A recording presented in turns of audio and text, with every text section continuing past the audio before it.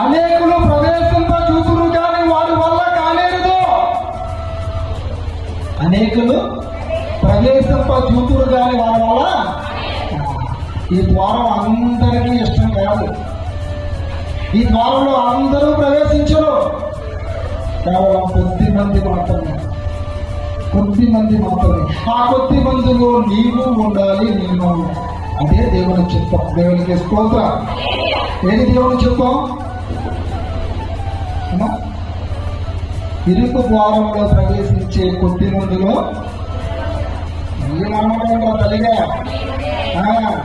నీవు ఉండాలి, నేను ఉండాలి, అంతే. కాబట్టి దేవుని సమయంలో మరి మనందరం కూడా ఏ రీతిగా ఉన్నామో అనేది మనం ఒకసారి పరిశీలన చేసుకుందాం, పరీక్షించుకుందాం.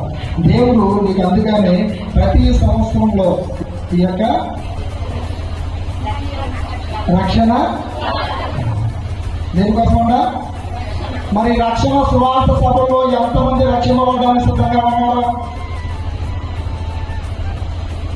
నా యవన కాలం అయిపోయాక నా పెళ్లికి ముందు రాష్ట్రంగా నాకు ఏమంటారంటే బాప్తిజం ఇస్తారో, నేను ధ్యానం ఇస్తారో, అప్పుడు నేను దేవుని అనుకుంటాను.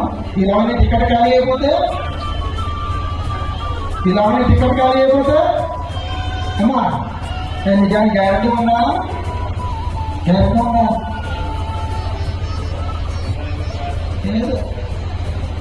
లేదు ఉన్నమాట. యాకోబు 4:14 రేపేమి సంభవించడం మీకేమి, మీ జీవము మీరు కొంతసేపు కాబట్టి దేవునికి స్తోత్రం.